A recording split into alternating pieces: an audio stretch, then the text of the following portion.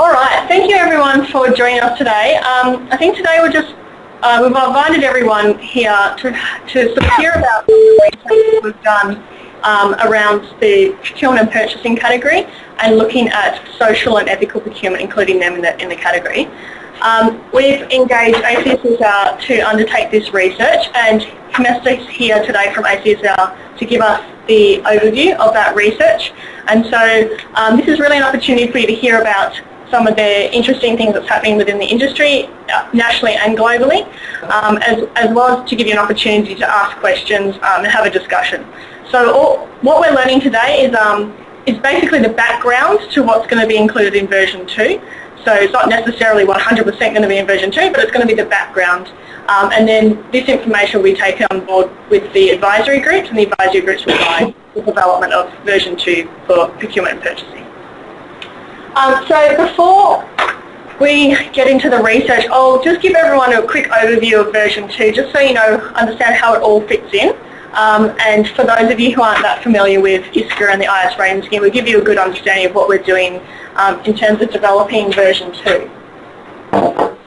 So today's agenda, so I'll give quickly a welcome update around version 2, and then I'll hand over to Hemesta, who will give basically us the overview of her research, which is the key component of this session. And then you'll have an opportunity to ask questions at the end, and we've got enough time to have a discussion there, so feel free to ask any and all questions. All right.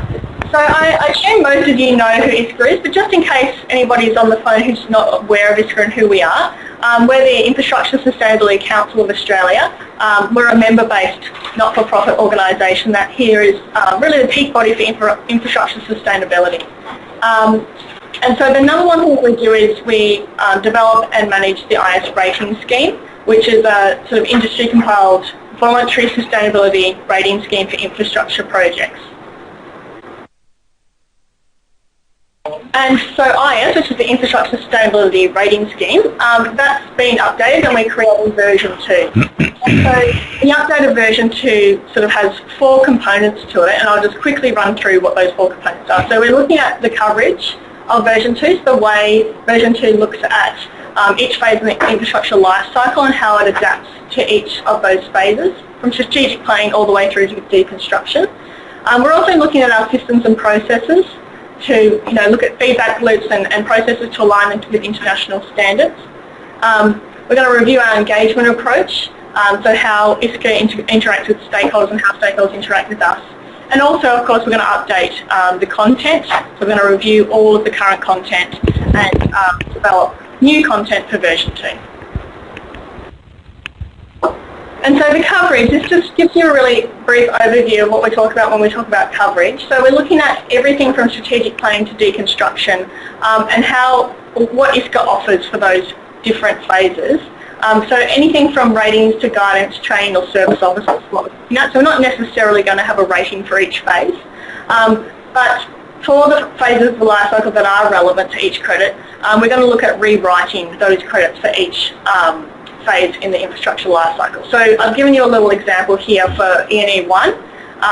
So the aim will stay the same through the whole phase, but the credit might be reworded for different phases. For example, in strategic planning, we'll be looking at the selection of carbon positive solutions, whereas in deconstruction, we'll be looking at low carbon solutions. That's just an example of what we mean when we look at different phases in the life cycle. Okay, so when we talk about systems and processes, the number one thing we're looking at is a digital platform. So at the moment, the IS rating schemes are Excel spreadsheets and Word documents and some SharePoint interaction, but we're looking to have a sort of an integrated digital platform. So hopefully that will enhance usability. We'll be able to generate insights, information, look at trends and comparisons with that, and also it will help streamline the rating and verification process. All of our processes are going to be reviewed and developed to align with some international standards such as ISIL and ISO 9001. And we're aligning the scheme with some of the global sustainability frameworks like GRI, UNGC, the Sustainable Development Goals, GRI.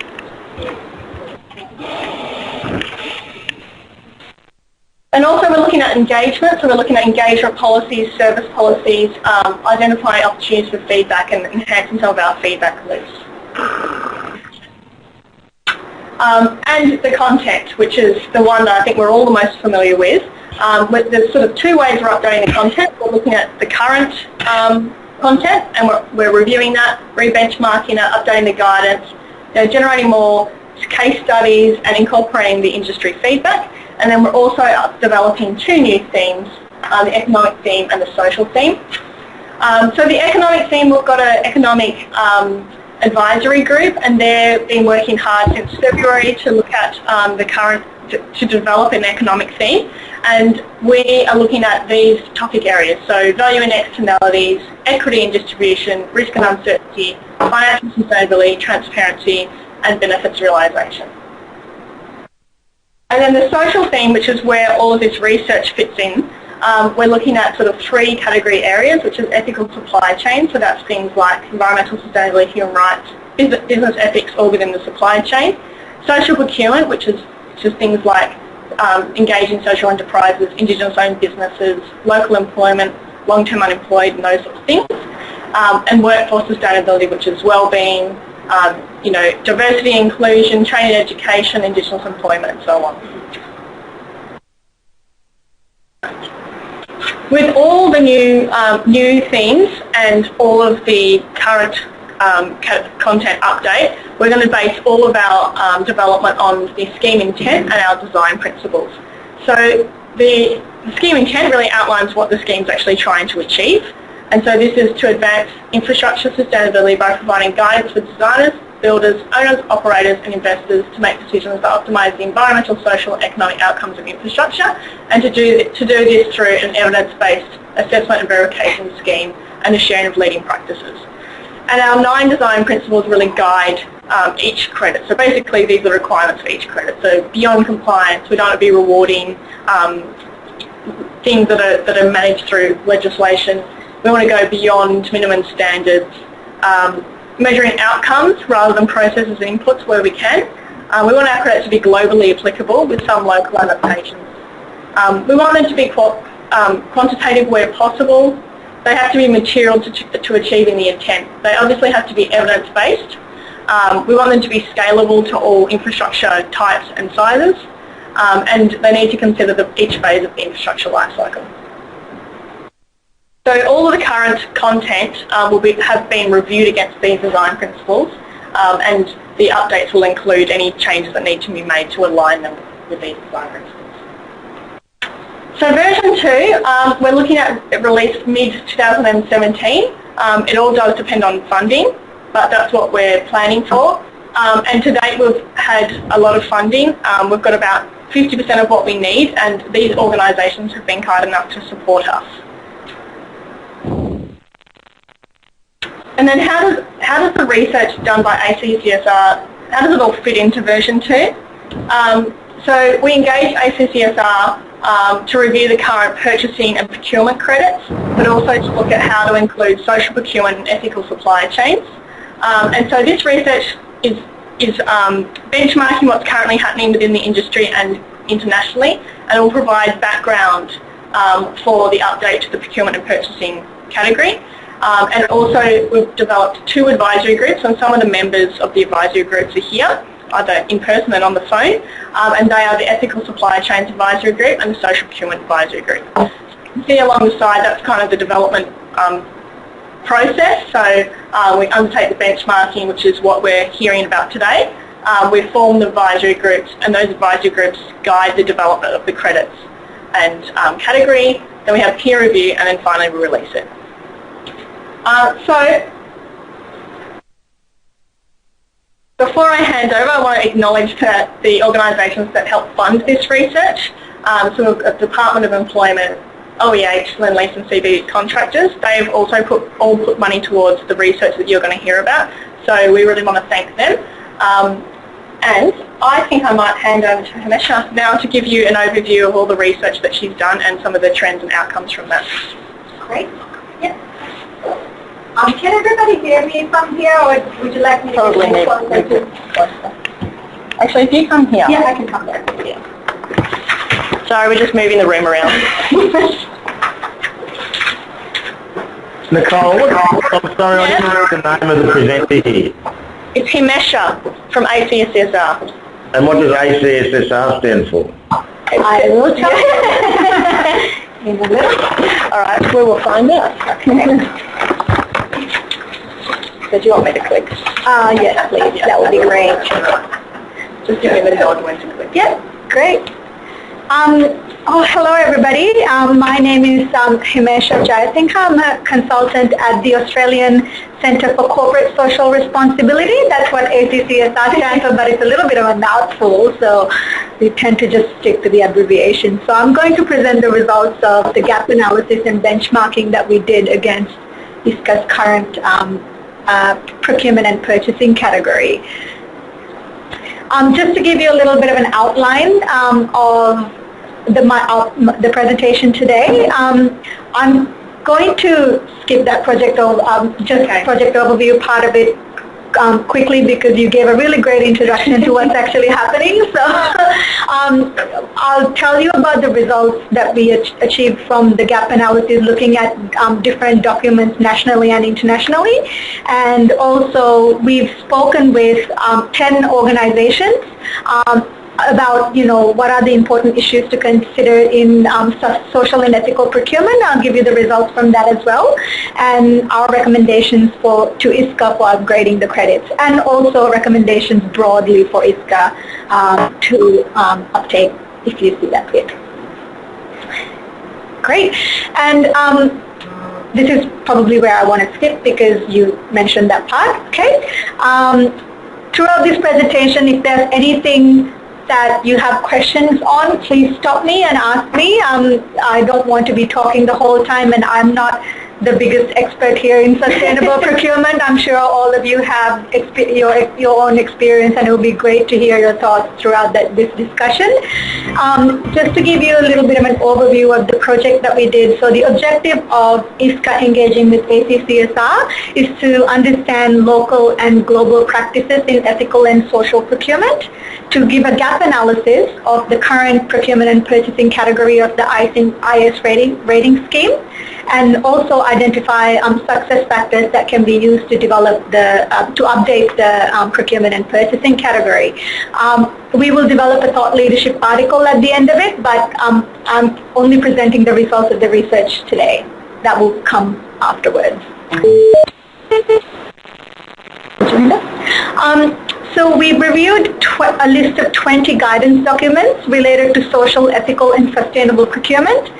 We agreed on this list of documents with ISCA beforehand, and they related to, these include documents from the Australian federal and state governments, foreign governments, from the UK and the EU as well, international organizations and multi-stakeholder initiatives, including documents created by the United Nations, and also leading global sustainability frameworks that Nicole just mentioned that ISCA would like to align with, including the Global Reporting Initiative and UN Global Compact. The complete list of documents are provided in the appendix at the end of the presentation, so if anybody likes to look into any of these in detail, it's there for you. Okay. Really quickly, we used an analytical criteria to look at each of the documents, and we looked at, what's the coverage of each document, what are the issues they consider in social, ethical, and environmental procurement, and also what's the process that they use. Is that when somebody's joining? Yeah, joining. Yes. Welcome. So the process that they use to select and evaluate suppliers, and also just looking at what needs to be incorporated into ISCA's credits from those documents. What's the key recommendation there for ISCA? So if you could go to the next one. I think before we move on to anything, we need to establish some definitions of what we mean by sustainable procurement, ethical procurement, social procurement, and also environmentally responsible procurement. These terms are always used quite generally and interchangeably by a lot of organizations. And a sustainable procurement is more of a broader, more holistic process that organizations undertake to meet their needs for goods, services, and works and utilities in a way that achieves value for money on a whole of life basis, in terms of generating benefits not only to the organization but also to society, the economy, while also minimizing damage to the environment. So this is actually the definition that's used in the Australian and New Zealand government framework for sustainable procurement. I haven't developed any of these definitions myself, but I do think that they can be modified for ISCA's purposes later on. So sustainable procurement is more of a broader concept, whereas I think ethical procurement, this is the definition provided in the Chartered Institute of Purchasing and Supply, focuses on good business practice, ethical business practice, which includes taking care of the organization's workforce and ensuring labor rights and ensuring human rights, and also adhering to international standards around, ethics, business ethics, and fighting corruption and fraud and things like that. So this is from what I've seen through the documents, ethical procurement is more of a good business practice concept. Social procurement, on the other hand, is more of a choice by organizations to generate social value through the inclusion of social objectives in their purchasing and procurement process. So that's more focused on social inclusion and economic participation, and environmentally responsible procurement is actually looking at environmental impacts and costs across the life cycle. So something that I noticed as I was doing this research is that ethical procurement is just something that you should be doing anyway. It's a way of managing risks and impacts, and it has to do with good business practice. Social procurement is actually around making proactive efforts to find opportunities to include, marginalized groups or small and medium enterprises or those who are disadvantaged to create social, economic, and community benefits. So it's more of a proactive effort. I think environmentally responsible procurement actually fits into both categories. You do need to undertake that to manage risks and impacts, but it also creates a lot of opportunities as well.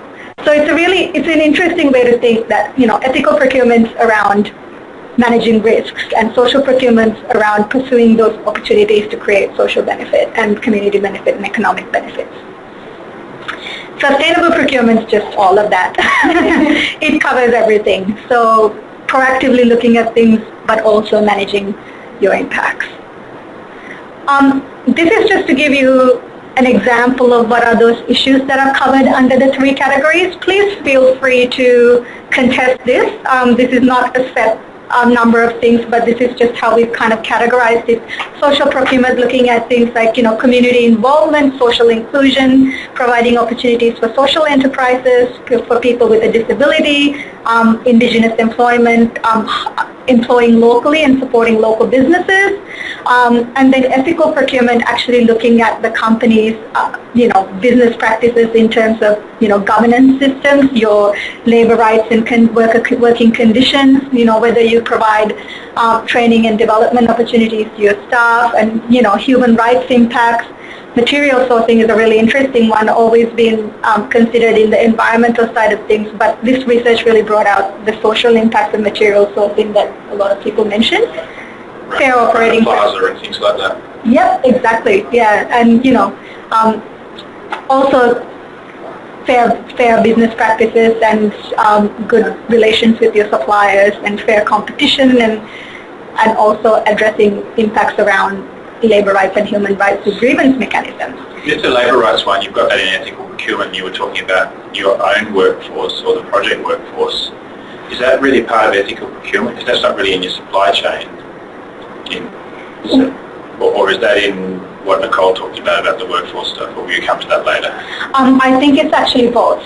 You do, right now in the supply chain, what ISCA's focus is mainly on is environmental impacts, but there's also workforce impacts of your suppliers. That yeah, I understand that, but you were talking about, I think, well, the way you sound like you're talking about your own workforce, or are you saying that's not part of this?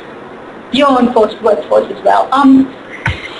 So if you're the organization procuring from another organization, looking at in procurement, looking at what are the practices of your suppliers. Okay. Does that make sense? That makes it clearer. Yeah. Great. Sorry. Right. And environmental issues are, the general ones around energy use, climate change, water, pollution prevention, biodiversity protection, and recycling and waste as well. Does anybody have any questions? Any other questions up to this point? Great.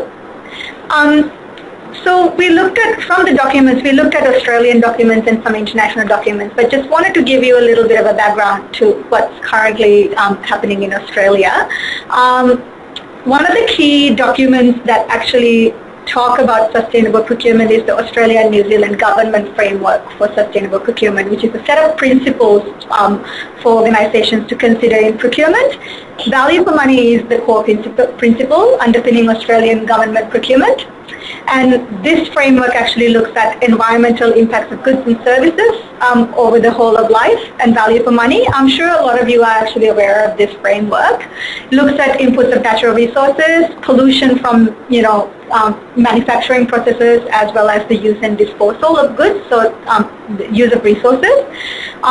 Government employment policy objectives in relation to different community sectors, as well as demonstrating ethical behavior and good governance structures, employee rights and conditions, as well as the cost of operations and maintenance over life of the goods.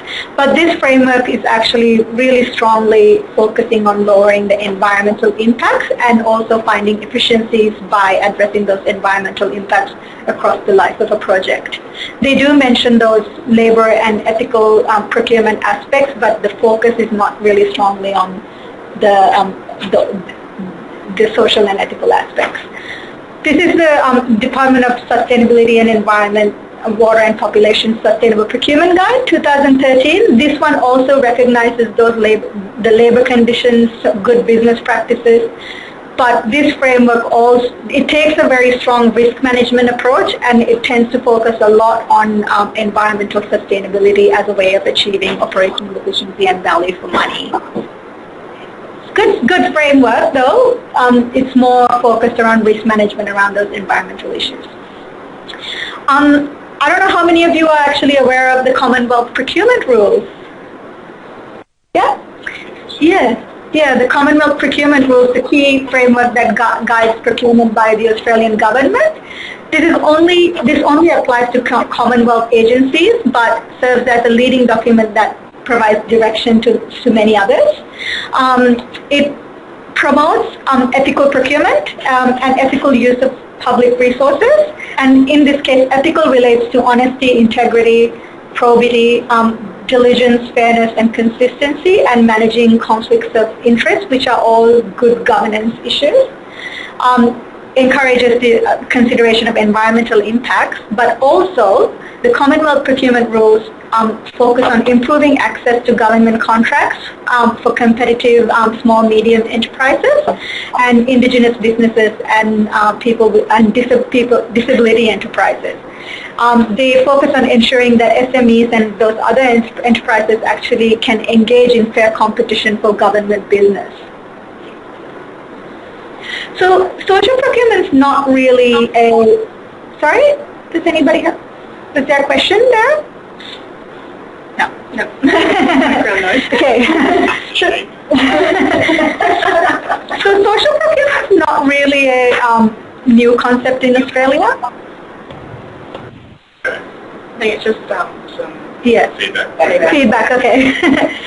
It's not a new concept in Australia, but this framework, the state governments have actually developed guidance to make these, a lot of organizations undertake this, but these guidance documents actually make it a lot more systematic and support government organizations particularly to systematically integrate social procurement aspects into your procurement processes.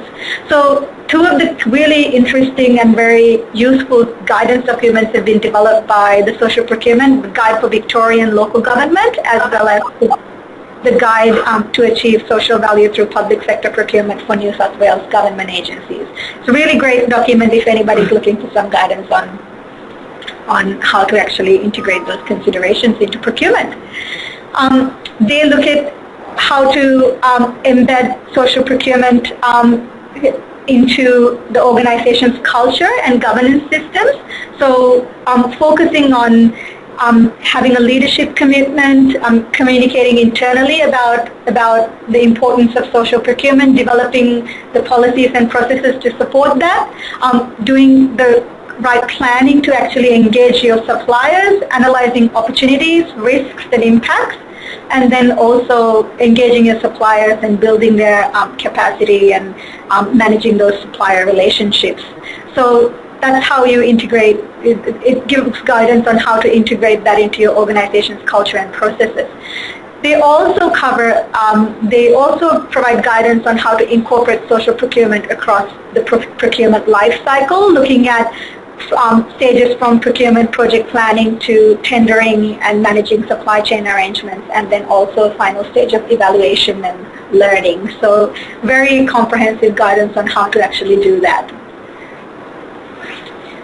So that's for government agencies, but the private sector is also there's evidence of the private sector undertaking, a lot of private sector organizations undertaking social procurement, and this is actually driven by a number of factors.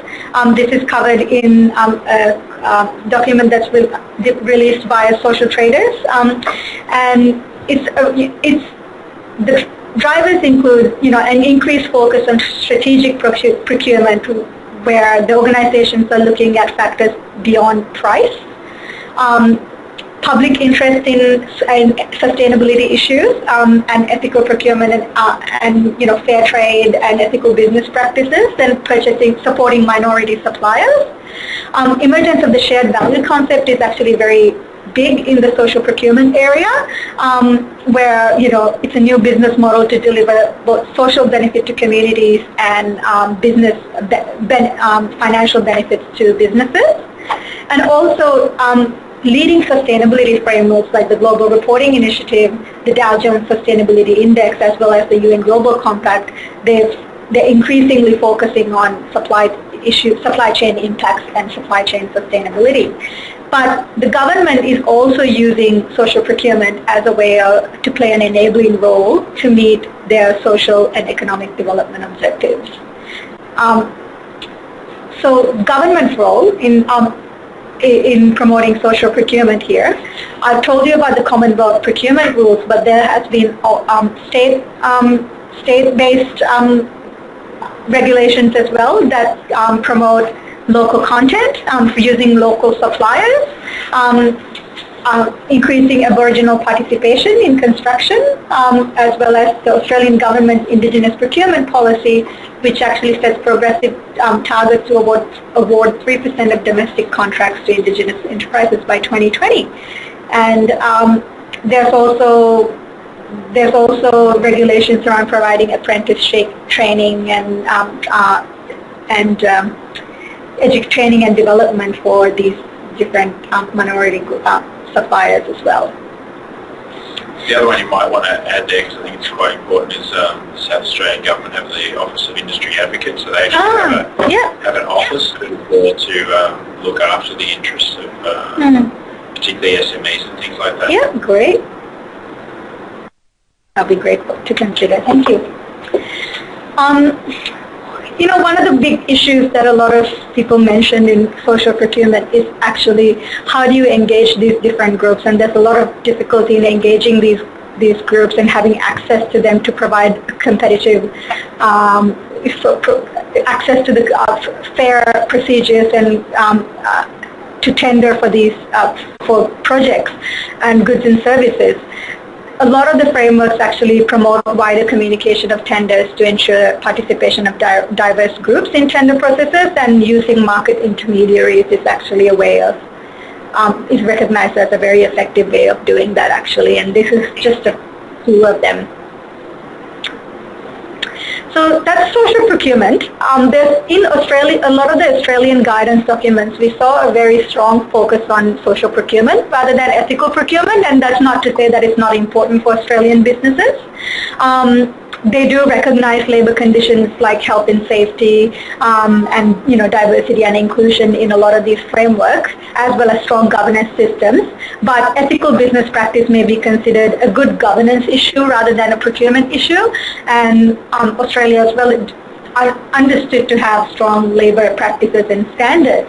But as you have all seen in the news, there has been issues of labor rights and bribery and corruption, money laundering and corporate tax avoidance being covered in the media all across, and construction sector is actually one of the sectors that are particularly getting targeted. So we can see that increasingly ethical business practices are becoming important in selecting suppliers and your business partners. Can I have a little bit of water? But what do the international international frameworks focus on? If you could go to the next slide. A lot of the international frameworks that we reviewed actually have a stronger focus on ethical procurement, and that actually has to do with the awareness of labor and human rights and environmental impacts in global supply chains. And they have a stronger focus on eradicating poverty and also promoting economic and community development globally. And a lot of these frameworks actually take a risk management approach to address social impacts and ethical business practices in the supply chains. And they've developed various tools and scoring systems and frameworks that you could actually follow to help you implement those processes within your procurement process. Just to give you some examples, this is the United Nations Global Compact Supply Chain Sustainability Framework, which provides guidance for organizations on how to make sure that your supply chain actually adheres to the 10 principles of the UN Global Compact. If you could go to the next one. And this is by the United Nations Environment Program, Buying for a Better World Guide, which promotes compliance with the SA 8000 standard and as well as the UNGC 10 principles. SA 8000 standard is the world's first auditable social certification standard for decent workplaces. This framework actually recognizes not just risks, but also creating opportunities to increase employment, skills, and develop local community benefits through procurement. And when you've actually identified these difficult suppliers or ones that actually don't adhere to internationally recognized standards for labor rights and human rights, this guidance document by Chartered Institute of Purchasing and Supply provides really great guidance on how to actually deal with those difficult suppliers, how to identify risks early and integrate those considerations into your procurement process. Sorry, if you could go back. That one actually talks, it's really centered around the issue of modern slavery. This figure is actually from 2013, but I think it's a little bit less now, the number of million people in modern slavery, and that's a really big issue in global supply chains. Does anybody have any questions related to those frameworks up to this point? Great.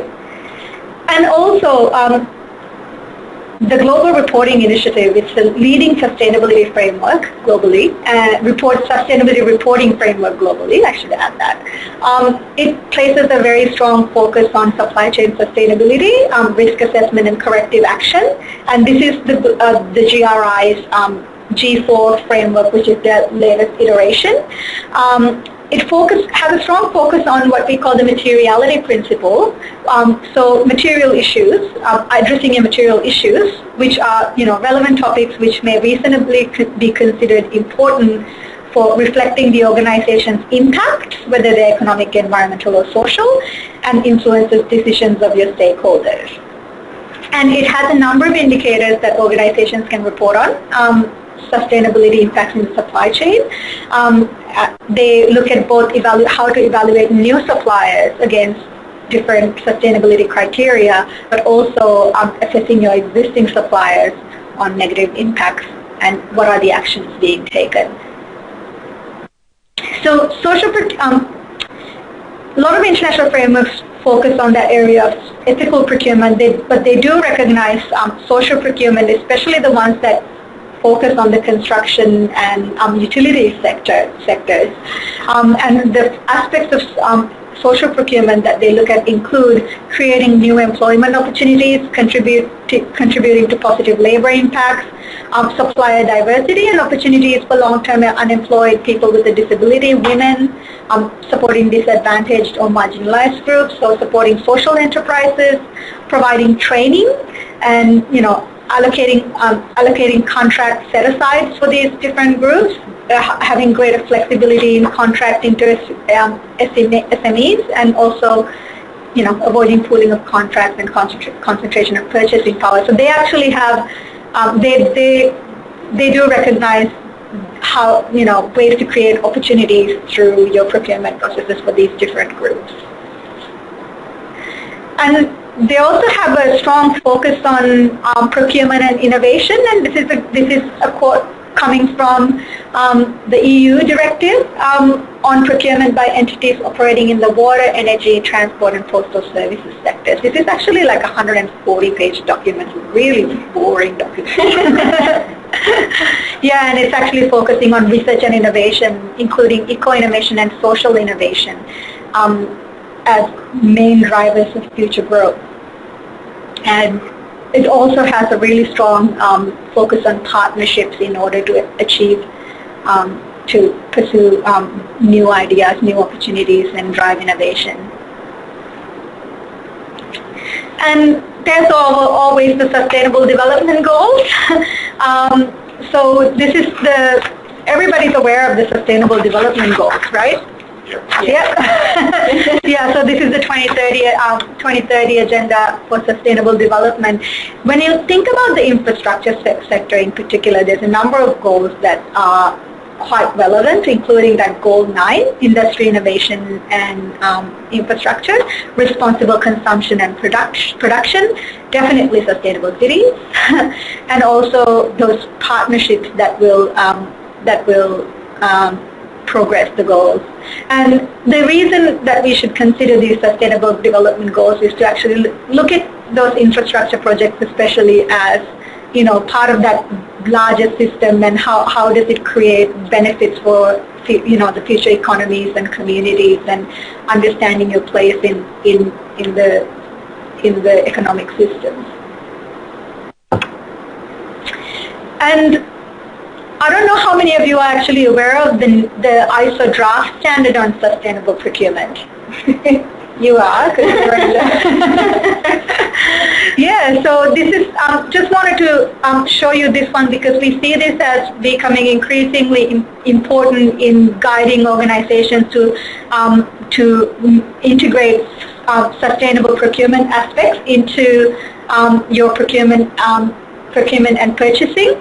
So this framework, first of all, looks at steps that your organization can take to embed that procurement, to mainstream sustainable procurement into your procurement function. So how to actually develop those different areas in your organizations, your policies, processes, leadership, and your engagement methods to actually enable sustainable procurement, and also how to actually practically integrate sustainability into the procurement process, which is the next slide there.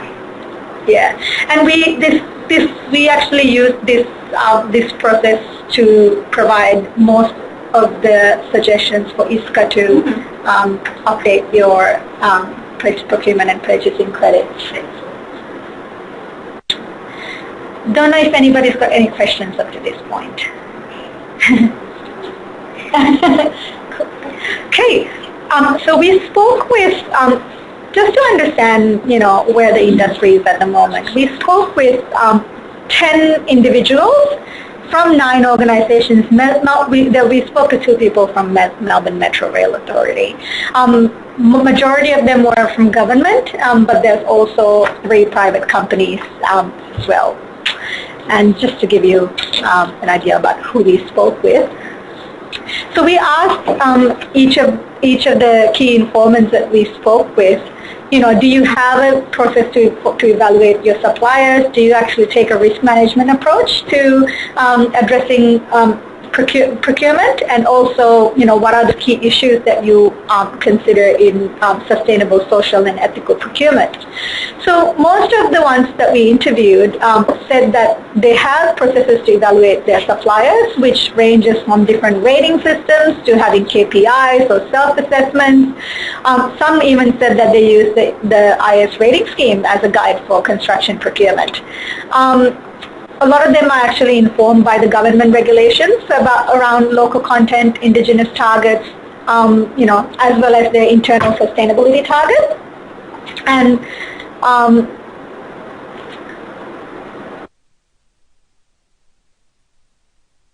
I think that's good for that one. So we asked them about risk assessment and whether they actually use a risk assessment method to evaluate their suppliers. We found that risk is actually a key factor that a lot of organizations consider in procurement. And when it comes to their high-risk suppliers, most organizations prefer to actually work with their suppliers to improve their practices as opposed to terminating supplier relationships, which is often a last resort that they use, and it's usually subjected to financial constraints anyway when you end a relationship with suppliers. But where you identify practices that are not ideal with suppliers, the Australian Supply Chain Sustainability School was actually mentioned as an a really good resource to direct suppliers to improve their practices. So I've got some quotes there from different people that we interviewed, which will be really interesting to go and have a look at later. Yeah. When it comes to social procurement, while some organizations have a high-level policy, many of the interview respondents agreed that incorporating these requirements to procurement processes and contracts is a lot more effective than developing those high-level policies and kind of keeping a document in your file. They consider approach to social procurement, they said, really depends on your project size, where you're located, and they consider issues like Aboriginal employment, local employment, providing opportunities for local businesses, social enterprises, and employment for disadvantaged people. A lot of them actually said that engaging these different groups is actually a challenge, and also getting them to conform to a lot of the government procurement practices is also a challenge. So we asked them what are the important issues to consider in sustainable procurement, and most of them mentioned social procurement issues the most, and that kind of confirms how a lot of the conversation in Australia is actually around social procurement. And they've talked about using local suppliers, achieving supplier diversity, indigenous employment, and generating community benefits primarily.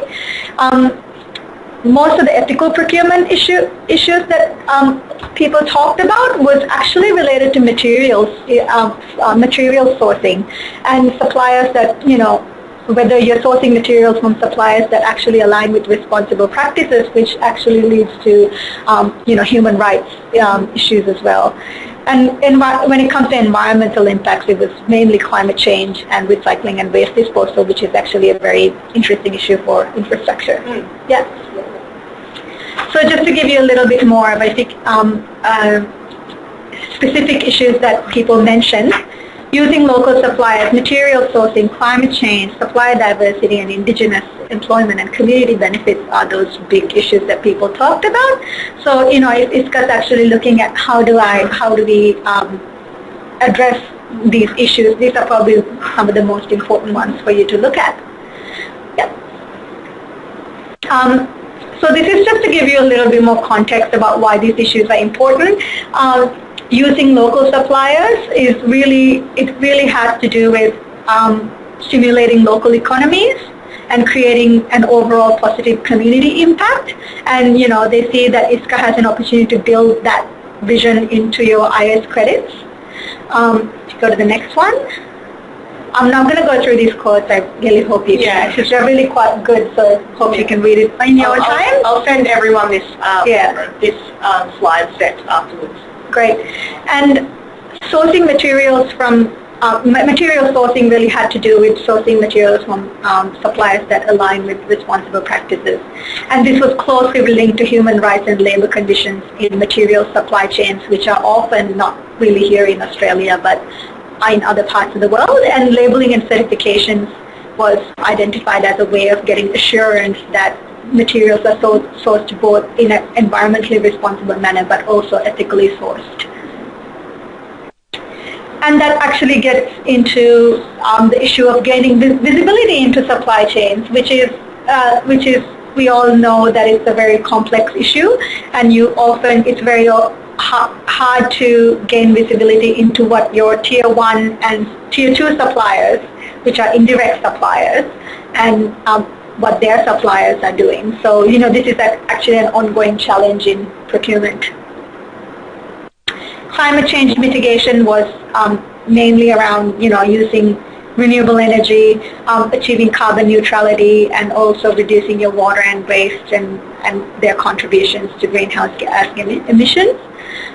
Supplier diversity was around providing opportunities for women, female-owned businesses, women and female-owned businesses, both of them, and indigenous groups, as well as people with a disability, as well as long-term unemployed. Important to recognize that diversity and inclusion objectives of the government in the procurement and purchasing credit as well, and provide apprenticeship and training opportunities. So that's where the diversity aspect came from. And then, of course, there's creating community benefits. So looking at how are the communities impacted, and how are we engaging with those communities, and how can these projects actually leave a positive legacy. The interviewees actually mentioned a number of challenges, including, the organizational cultures that place higher importance on cost and value for money. Concerned that assessment processes, a lot of these rating schemes and assessment processes are becoming too onerous and too complex, and there are too many frameworks and that have similar ratings and looking at similar issues. So there's an opportunity to align with other frameworks, and the practicality of these different regulations for different locations and projects of different size. Yep. Does anybody have any questions about the outcomes of the interview? I've just got one question. Yeah. You interviewed a good range of government and private sector. Is there a reason you didn't interview suppliers?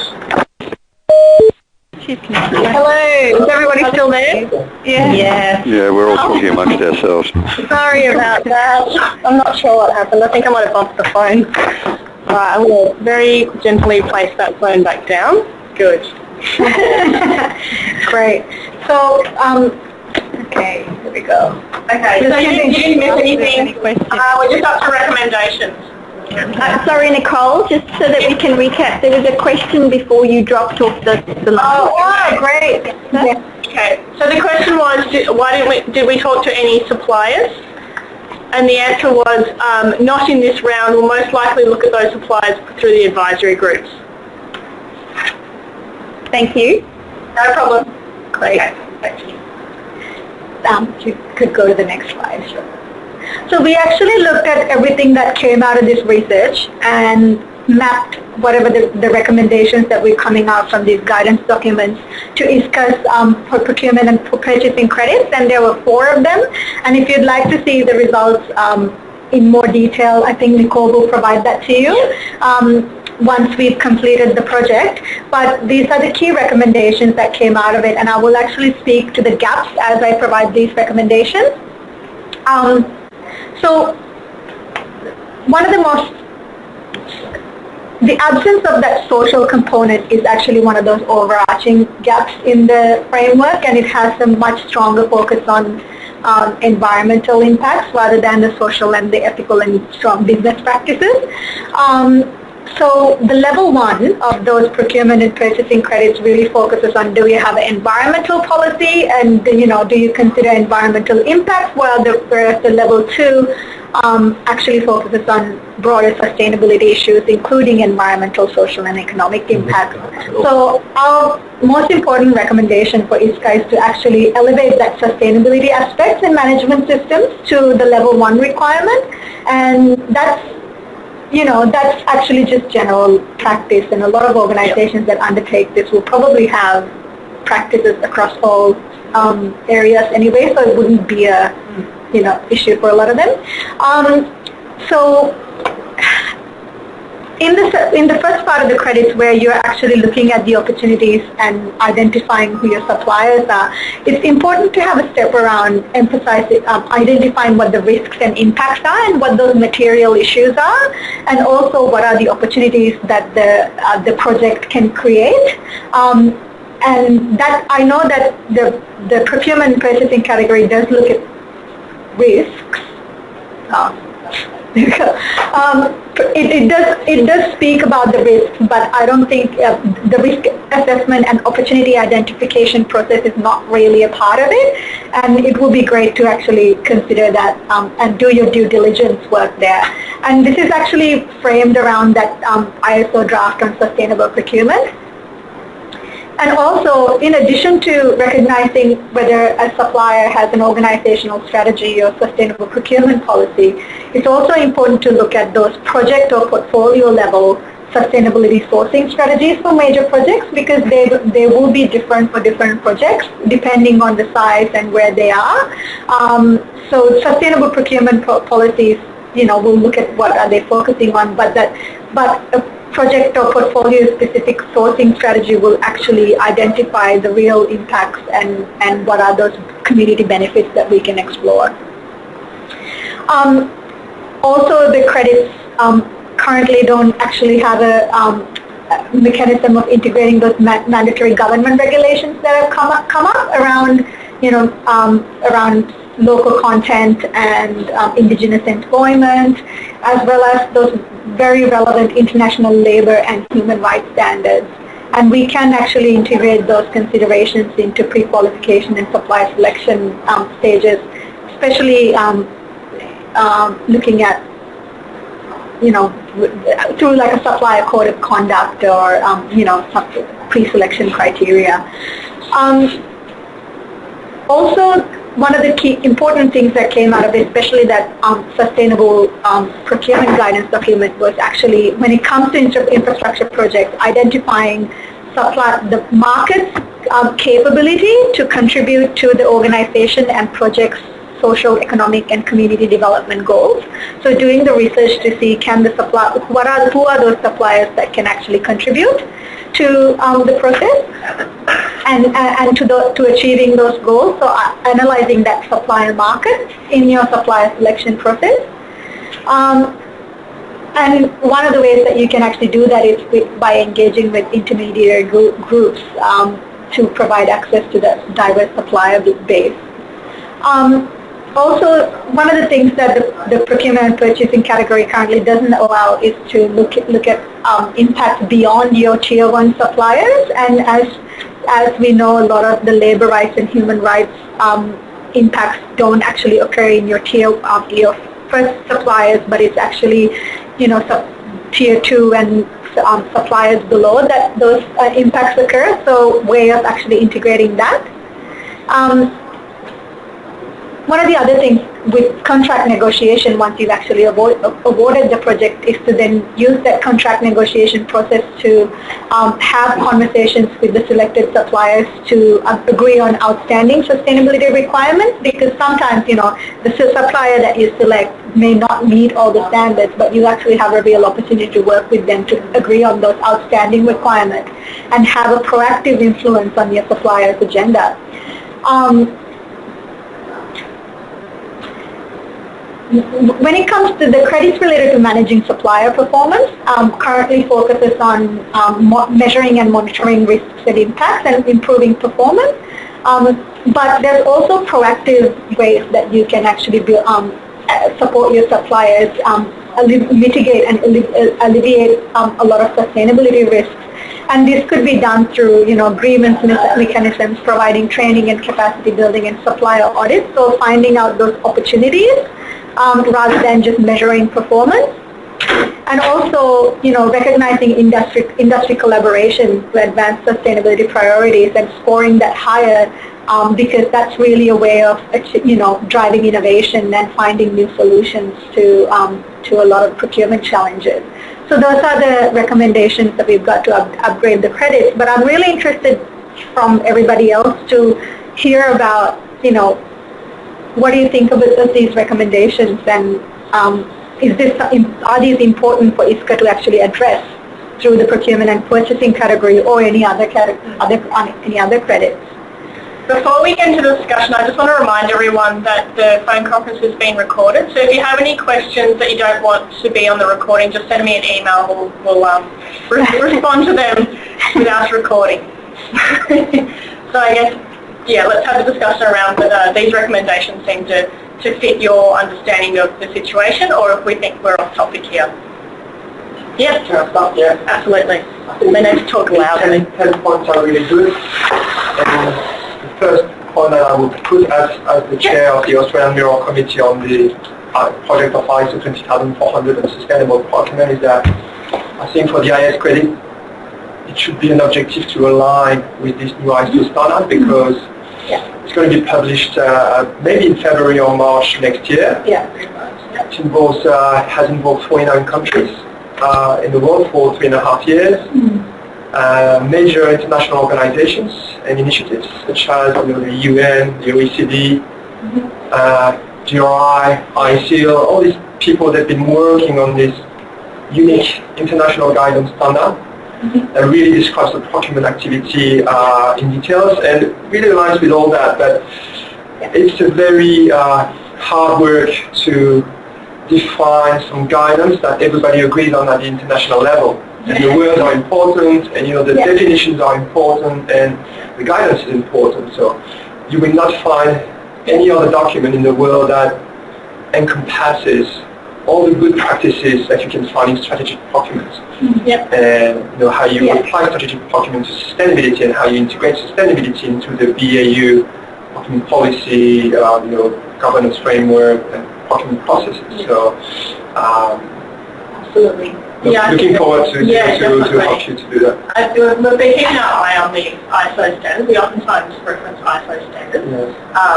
And if it's going to be released February, March, that sounds quite aligned with when version 2 is going to be released. And Australia has been a key stakeholder in that. We got 15 organizations, including the government. And ISCA as well, is a new member. So absolutely. It's important. I think it's really important. And you'll know pretty much what's in it before February, March anyway. The latest version we worked on the next, so that the fifth, there's been a lot of international meetings, so the fifth one was in Sydney 3 weeks ago, and we've achieved great progress, and we are probably 97% there. So ISCA, you can have access to ISCA. You can purchase that document. Last version. You have to have access to the new one, to ISCA, and ACCSR can use that. Make sure I get because there's been a lot of changes. But now it's stabilized. 97% you only want. I'm saying that because I know you never know what happened on those international discussions, but we're almost there. So now you can have a really good view on all those concepts and guidance and definitions that will be in the final documents. Great. And we did actually formulate these recommendations around the process that they outline in the ISO standard. But I think it is, as you say, it's really important to go and completely align with that. We definitely don't want to reinvent the wheel. That's really important. Great.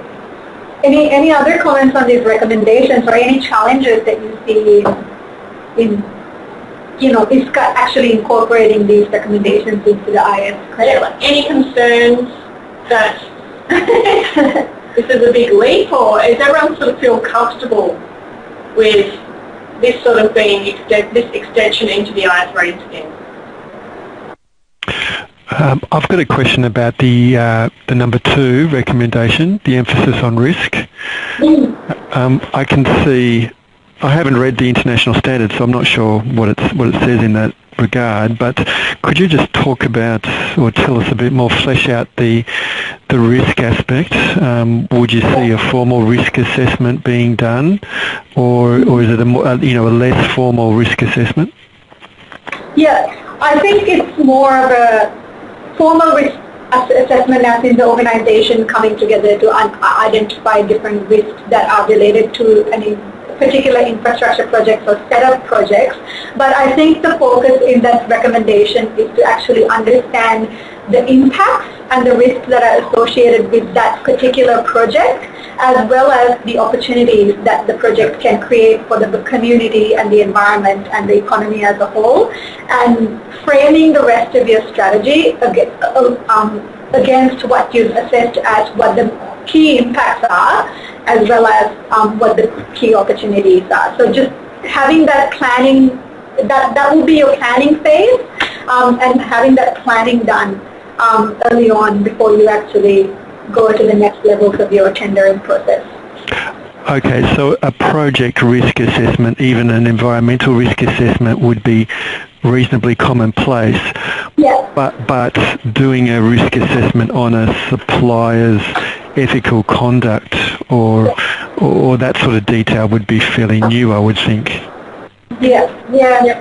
Yeah, I think a lot of organizations do look at the environmental risk assessment, but identifying where are the places where your biggest procurement spend will be, which goods and services you'll be procuring, and especially if it's actually materials coming from somewhere or somewhere that's not Australia, that can actually be subjected to different labor standards and human rights standards.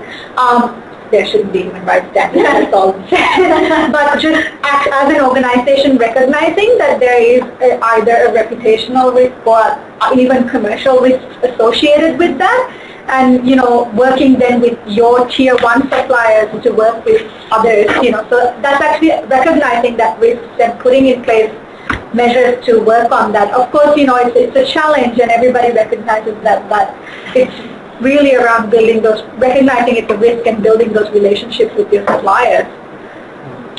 So one of the great progress we made 3 weeks ago on the ISO 20400 project is we aligned the text with major texts, new texts and standards. So first we aligned the ISO standard with the ISO 31000 standard on risk management. So there's a clear definition of risk and how you manage risks. And then we also aligned the standard with the concept of due diligence. And as you said, Imesha, how you go, where do you go, how far do you go in the supply chain? So the UN and the OECD have published a few years ago some guidelines on responsible business for multinational enterprises on how you conduct due diligence in the supply chain, and we've aligned with that in a sort of quite ambitious way. Okay. And also some key concepts also related to that, which are how do you exercise leverage and influence when you have it or not, and how do you avoid complicity. So sorry, I don't want to be the advocate of ISO, but this has been a massive work to align with all those key international documents that are used across the world. So this will be very interesting to use it as part of the revision. Yep. And again, if it's already been written and it's been done, why would Easier. you leverage it? Yes. Okay. I've got a couple of points. Yep. Just to speak up. It's Rick Walters from UGL. Is there any distinction in how subcontractors are handled versus suppliers? So subcontractors that come and work on the project versus suppliers who supply to the project?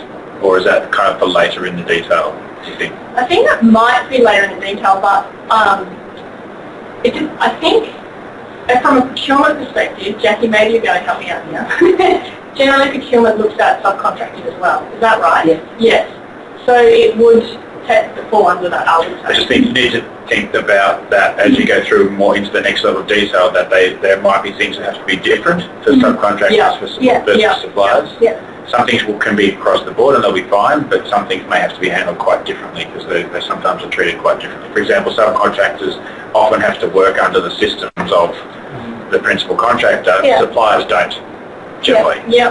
Things like that. You've got that comment about Tier 2. Does that mean what you're recommending here is only for Tier 2 or beyond? No, so with ISCA, I think what you're right now looking at is only Tier 1.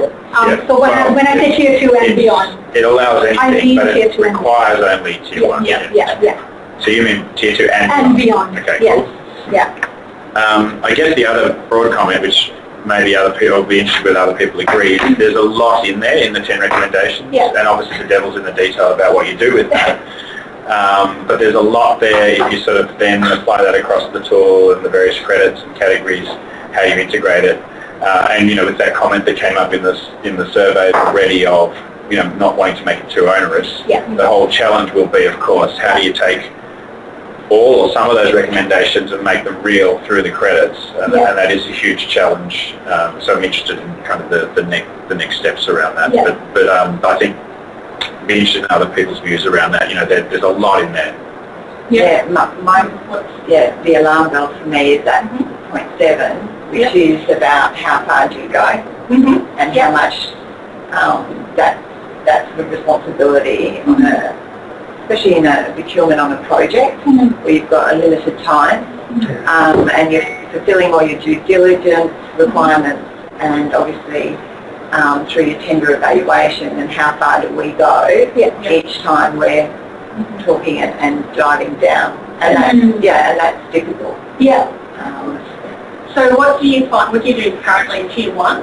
Do you look at Tier 2 at all? No, we wouldn't, but we would back those requirements through. So we would be looking at our Tier 1 and asking them to back that through their supply chain. But we wouldn't necessarily go and investigate and ask them. We might ask them to nominate who they would be using, but as far as doing a full due diligence in that, we wouldn't. And the transparency issue is really hard there, and I think there's a need for tools around that. So if we're going to expect players in this space to do something, then there needs to be an advance in the tools that are there, I think, around getting further transparency to the supply chain, because it's really hard. Has anyone ever heard of SEDEX or EcoVadis? Achilles or... I know EcoVadis. That's assessment tool. So there are some tools out there, and we'll definitely cover all of this in any of the guides that we produce, but there are tools out there where, I know SEDEX quite well, I don't know if EcoVadis that well, where it's basically a portal or a system where you can ask your suppliers to respond to a questionnaire. It's a lot about human rights, labour standards, an international standard questionnaire. You ask your suppliers to respond to that, and then you can also require your suppliers to respond to that too. It's very new. It's not well done. Assessment though. It's relatively quick, and then you can require audits. And those audits are at the expense of the person responding. So It's a bit like Browse. It'd be like Browse that monitor financial insurance and their safety systems. I don't know Brown. Achilles has an experience in that in Australia as well, in the oil and gas industry, where they go through the whole supply chain. So all the tiers. So there's some tools out there, and I guess as part of the credit development, even if we decide it's too early to put that in as any requirements, we'll definitely put that sort of thing in the guidance. And what Achilles is doing is that they're getting all the big companies in the same industry to do that together. So that it's less burden for suppliers and because once you've done the questionnaire once, then you can just, anyone else that asks, you just connect it to them. You don't have to do it again. So it's quite a good system. So we'll put in all of that sort of stuff in the guidance. Great. And stewardship schemes too, I guess, are doing a similar thing, but across the supply chain. Okay. Great. Any other comments on these recommendations? Only one other quick one is a lot of those things are processes as well, and one of the fundamentals being want to drive outcomes or measure outcomes where possible rather than process. So again, that's going to be in the next level of detail. Yeah. How do you translate certain things into measuring outcomes where possible? Yeah, of course. Yeah. Well, it's definitely a good question. Some of these things, the outcome might be the risk assessment, that sort of thing.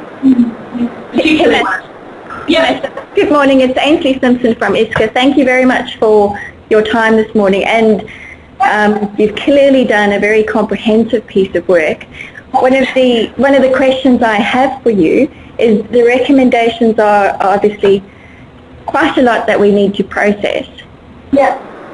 Do they also consider how we might apply some of these to the outcomes and requirements for small projects? Because some of these aspects are quite difficult even in large infrastructure, but when we look at the applicability of our tool for smaller projects where resources are potentially more constrained, I'd really like you to give some consideration to how we might make it relevant for both, for any size of project. Yeah, understand. Yeah. That's a good comment. Yeah. We didn't engage ACCSR to look at that. but it's a really important point. And I think the advisory group, there's some advisory group members on the phone in the room, that's probably something that we should take on board as advisory groups to consider how small projects might take these recommendations and adapt them to smaller projects. And don't forget operations too. Yeah, absolutely. Yeah, it might actually be a matter of providing guidance on how large and small projects to what extent large and small projects can engage with different credit. Absolutely. Different levels. Yeah, because this stuff is, a lot of this stuff is very difficult if you're a small operator or you're a small organisation. Yeah. Some of them can be scaled down, I'm sure. Yeah. In the interest of time, I've got one more slide, and this is actually all broader recommendations for ISCA. And, some of the things that ISCA could do is mapping current and emerging sustainability issues, risks and opportunities for the infrastructure sector supply chain. And that the ISO 14,000. 20,400. You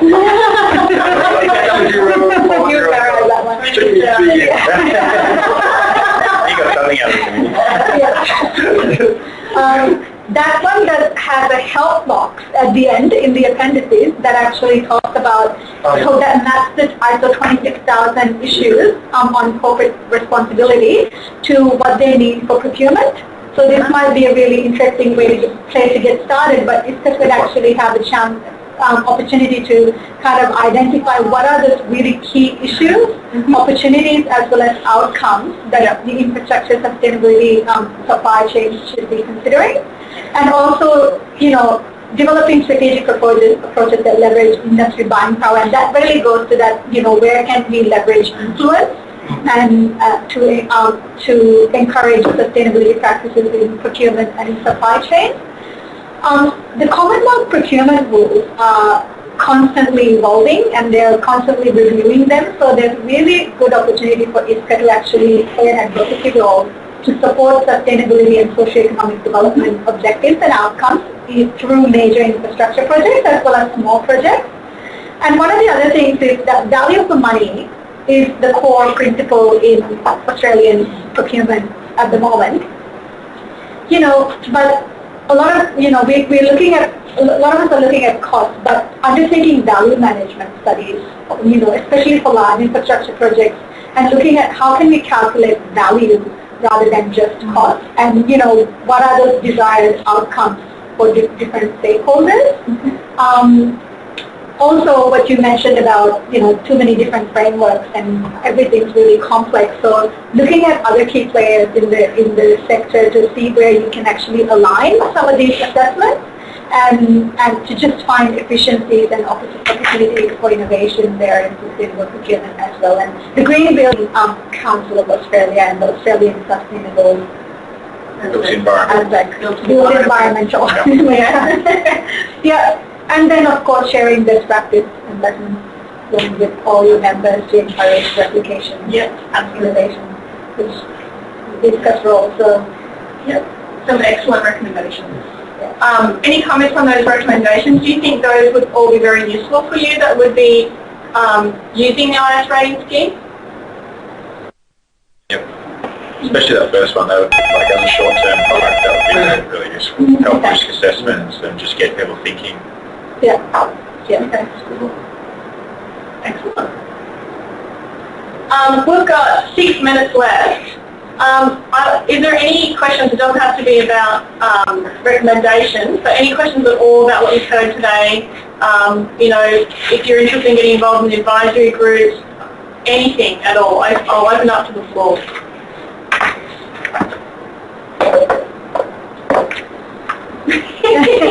Next steps? Yeah. So the next steps really for us,